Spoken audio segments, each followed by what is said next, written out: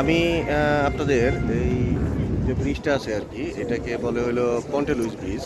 তো এই ব্রিজটা পর্তু আর গায়া আপনার এই দুটা সাইডকে একসাথে মিলাইছে আর কি। তো এই পাশটা হলো পর্তুর যে মেন সিটিটা, আর ওই পাশে হলো গায়া।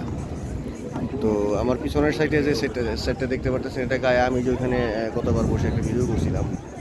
আর এখানে হলো কি আপনার বেসিক্যালি এই ব্রিজটা আপনার খুবই ফেমাস, ইউরোপের মধ্যে খুব ফেমাস একটা ব্রিজ, এই পন্টে লুইস ব্রিজ। এটা পুরোটা হলো স্টিলের, এবং এটা হলো মানুষ শুধু হাঁটার জন্য, এবং পাশাপাশি এটা দিয়ে মেট্রো চলাচল করে। তো আমি এই ব্রিজের যে সৌন্দর্যটা, এটা আমি আপনাদের একটু দেখানোর চেষ্টা করি আর কি। তো আমার কাছে ভালো লাগে, মনে হয় যে আপনাদেরও ভালো লাগতে পারে। তো লেটস সি। এটা এই পাশ থেকে হলো পর্তো থেকে আসে, আর এই পাশটা হইলো গায়ার সাইড আর কি।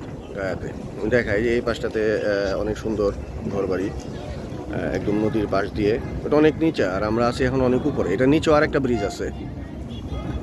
তো ওই পাশ থেকে দেখা যাচ্ছে, হয়তো একটু ছোট করে দেখা যায়। দেখি ওই মানুষ যে বসে আছে এখানে, আপনার সবাই সূর্যাস্ত দেখার জন্য আসে।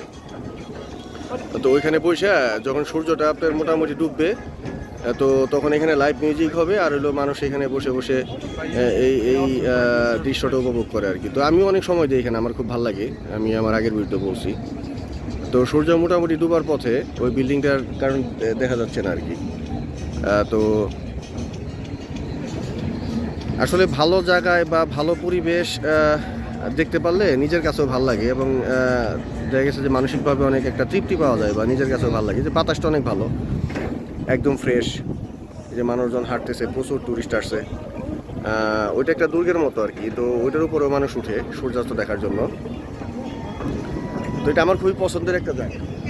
আর এই যে এখন আসতেছে হলো মেট্রো, আমি আপনাদের দেখাই। এই মেট্রো চলে, এটার উপরে যখন মেট্রো যায়, তখন এটা সৌন্দর্যটা আরো কয়েক গুণ বেড়ে যায়। তো এটা আমার কাছে খুব ভালো লাগে আর কি। আর দুইটা মেট্রো পাশাপাশি, এটা যাবে আবার আরেকটা আসবে ওই পাশ দিয়ে। এটা হলো পর্তো থেকে গায়ের দিকে যাচ্ছে।